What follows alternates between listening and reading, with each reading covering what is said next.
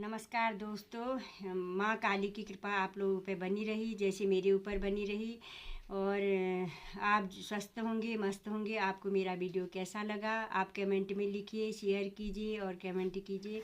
और मेरे लिए व्हाट्सएप में मैसेज आए यूट्यूब में कि आपने कल जो आपने अपनी कहानी बताई, यानी कि हिस्ट्री बताई और अपनी ज़िंदगी के बारे में, उससे आगे आप बताइए। हमें बहुत अच्छा लगा, इसलिए मैं आगे को बताना चाह रही हूँ जो मेरे साथ घटित हुआ। सुनो दोस्तों, ये आगे को बता रही हूँ मैं। जब मेरी इतनी तबीयत ख़राब हुई, हम घर आए और हम इतने बड़े हॉस्पिटल में, डॉक्टर ने कहा एक बार तुम प्राइवेट में दिखा लो। और प्राइवेट में हमने दिखाया दोस्तों। वो एक मेरठ का जाना माना प्राइवेट हॉस्पिटल था, मेरे को अभी भी याद है। हॉस्पिटल का नाम था मधु नर्सिंग होम, जाना माना प्राइवेट हॉस्पिटल। वहाँ गए, वहाँ मेरी जिठानी और मैं और दोनों बहनें गई, देवरानी जिठानी। तो डॉक्टर ने मेरी जिठानी को अंदर बुलाया रिपोर्ट लेके, और उन्होंने कहा देखो आप जो है पेशेंट को बाहर भेजिए। मैं समझ गई थी पेशेंट को बाहर भेजिए कहने में। मैं बाहर आ गई और उन्होंने समझाया देखो बेटा, आप जो है करोड़ों रुपया भी खर्च करोगे, ये बचने वाली नहीं है, आप जो है इसकी सेवा करो। तो ऐसा कहा। और फिर मैं आई मेरी जिठानी बाहर, उनकी आंखों में मैंने आंसू देखे। मैंने कहा दीदी आपको क्या हुआ? वो बोली देखो ममता, मेरे को कुछ नहीं, मेरे को ना पुरानी बातें याद आ रही है। मैंने कहा तुम्हें पुरानी बातें अभी अचानक कैसे याद आई? वो बोली ना मेरी भाई की पहले तबीयत खराब। मैं समझ गई दोस्तों, मेरे ऊपर एक माता रानी की बहुत कृपा थी कि मेरी समझ में आ जाता था, मेरे को समझ में आ गया था मेरे को बहुत बड़ी बीमारी है। क्योंकि कहने से ही पता चलता है कि पेशेंट को बाहर भेजो, कहने का मतलब है कि कुछ है, दाल में काला है। फिर हम घर आए, फिर हमने रेस्ट करा रात में। फिर उसने मतलब सबसे बड़ी बात यह है कि जो मेरी जिठानी है, उन्होंने मेरे को भगवान की पूजा के लिए प्रोत्साहन किया। उन्होंने ये कहा कि देख ममता, जैसे पूजा तू पहले करती थी वैसे अंदर में मंदिर है, ज़रूरी थोड़ी है तू पिथौरागढ़ में ही मंदिर में पूजा कर, यहाँ भी तेरा ही घर है। तो इस मंदिर में भगवानों को नहला और पूजा कर। और मैंने उनके कहने पे मैं रोती थी और मैं कहती थी भगवान से, मैं भगवान से ये नहीं मांगती थी कि भगवान मेरे को बच्चे देना, मेरी ज़िंदगी देना। भगवान से मैं दोस्तों ये मांगती थी कि भगवान मेरे को भक्ति के लिए समय दो। मैं यही कहती थी कि भगवान मेरे को भक्ति के लिए समय दो। तो फिर मैंने पूजा पाठ करी, फिर सुबह हुई दोस्तों, हम रात में सोए। और मैं ऐसी हो गई थी कि मेरे को खाने का मन भी नहीं कर रहा था, लेकिन मैं बाहर से सोचती थी, लेकिन अंदर तो एक विश्वास था। लेकिन मैं कहती थी कि मरने के बाद क्या होता होगा, कई चीज़ें आती थी। लेकिन मेरे बच्चे नहीं थे, मैं सोचती थी मेरे हस्बैंड जो है कोई बात नहीं, दूसरी शादी कर लेंगे, कुछ हो भी जाएगा। उसके बाद दोस्तों हम गए फिर वही मेडिकल कॉलेज में रिपोर्टें लेके। हमने फिर किसी ने कहा एक बहुत बड़ा मेडिकल कॉलेज में अच्छी डॉक्टर आई है कीर्ति दुबे। फिर मैंने अपनी इष्ट का नाम लिया, त्योंद्रा बाबा, हमारी इष्ट त्योंद्रा है चंपावत में, हमारा गांव गढ़कोट हुआ। फिर वहाँ गए तो डॉक्टर ने मेरे को बुलाया और मेरी जिठानी, दोनों हमने रिपोर्ट देखे। उसने मेरे को वैसे गले लग गया, आंसू आ गए। बेटा इतनी छोटी उम्र में, रोने लगी। उसने कहा ऐसा है बेटा, मतलब मुँह से निकल गया, कहना नहीं चाह रही थी, खाओ पियो मस्त रहो। अब यही कह दिया तो फिर और धक्का लग गया।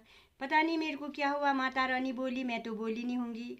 माता रानी ने कहा क्या कहते हैं, मैंने उससे डॉक्टर से कहा आप कैसे कह दे रही हो कि खाओ पियो मस्त रहो? देखो डॉक्टर साहब, मैं 2 बच्चों को लेकर मेरठ में आऊँगी, इसी मेडिकल कॉलेज में आऊँगी, ऐसे कहा। तो फिर वो मुस्कुरा गई मेरी ओर देख के, हाँ बेटा देखो विश्वास है ऊपर वाले पे, तुम आओगे ज़रूर। उन्होंने इसलिए कहा मेरा मन रखने के लिए, लेकिन मैं समझ गई। रिपोर्टें तो मेरी कह ही नहीं रही थी कि ये मैं आऊँगी करके, लेकिन पता नहीं कुछ तो होता होगा। जो मेरी पॉजिटिव सोच थी, उन्होंने सकारात्मक करके मेरे को नेगेटिव, मेरी पॉजिटिव सोच से मेरा मतलब वास्तव में मेरे 2 बच्चे हो गए। फिर मैं घर आई, यहाँ वहाँ मेरठ से मैं इधर आई। और मेरी जिठानी ने मेरी 3 महीने बहुत सेवा करी। जैसे मतलब सेवा सब थी, मतलब परिवार में सब लोग अच्छे हैं, मैं किसी की बुराई नहीं कर रही हूँ। लेकिन यह है कि उसने मेरे को दिल से इतना गले लग गया कि उसने मेरे को स्नेह दिया इस समय, जो प्यार की ज़रूरत थी। क्योंकि मेरे पति तो पिथौरागढ़ में थे। उसने मेरे से कहा देख ममता, तू मत घबराना, तू इतनी पूजा करती है। वो मेरे को मंदिर ले गई और मेरे से कहती थी तू दुर्गा सप्तशती पढ़, तू दुर्गा माँ की पूजा करती है, तेरी माता रानी एक दिन ज़रूर सुनेगी। वास्तव में वो भी देवी के ही रूप में बोली और मैया ने मेरी बात सुनी। उसके बाद मैं घर आई, यहाँ फिर पिथौरागढ़ आई। 3 महीने मेरठ रह के आए दिन मैं चक्कर काटती थी वहाँ हॉस्पिटल के मेडिकल कॉलेज से जागृति विहार आओ, वहाँ से मेडिकल कॉलेज जाओ। साथ दिया उन्होंने, मैं कैसे भूल सकती हूँ, वरना अगर वो लोग नहीं होते हम दूसरों के घर में ऐसे नहीं रह सकते, अपने ही अपने होते हैं। ये मेरे को पता चला। और वो अपनी ऐसी अपनी नहीं, उसने एक माँ का जैसा साथ भी दिया और एक बहन के जैसा साथ भी दिया। मैं इस चीज़ को उन्हें नहीं भूलती हूँ। और शायद वैसे वो किसी के लिए बुरा नहीं सोचती हैं। और ये हुआ। उसके बाद फिर मैं पिथौरागढ़ आई। दोस्तों देखो, मैं पहले से ही कल्याण की किताब पढ़ती थी, मेरा मन भक्ति की तरफ गई थी, मैं भक्ति बहुत करती थी। और मैंने उसमें पढ़ा था कौन सी बीमारी में क्या होता है, कौन सी मैंने 3 में झूला घाट गई। यहाँ के झूला घाट से नीम के पत्ते तोड़ के आई और मैंने 3 टाइम नीम का पानी पिया। प्याज पीस के मैंने प्याज का पानी पिया, लहसुन पीस के मैंने लहसुन का पानी पिया। उसके बाद जो है दोस्तों, मैंने फिर क्या कहते हैं, इतने सारी चीज़ें करने के बाद फिर मैंने कहा चलो जो भी। फिर मैं क्या करती थी, मंदिर में मैं भगवान से इतना मांगती थी, मैं दिल से कह रही हूँ, मैं झूठ नहीं बोल रही हूँ। मैं कहती थी भगवान मेरे को अपनी भक्ति के लिए समय दे, तेरी पूजा कर सकूँ मैं। मेरे को ज़िंदगी इतनी चाहिए, ना मेरे को बच्चों का मोह था, न मेरे को ज़िंदगी का मोह था। लेकिन माता रानी सारी, मैं क्या पढ़ती थी दोस्तों, मैं गीता की किताब पढ़ती थी, कृष्ण भगवान वाली गीता।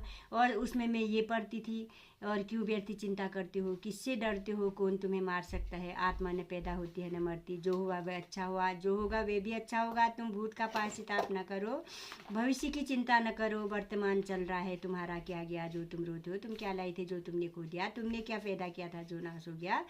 जो कुछ लिया यहीं से लिया, जो दिया इसी भगवान को दिया। खाली हाथ आए और चले जाओगे। जो आज तुम्हारा वह कल किसी और का था, परसों किसी और का होगा। इसे अपना समय तुम मग्न रहे, यही प्रसन्नता तुम्हारी दुखों का कारण है।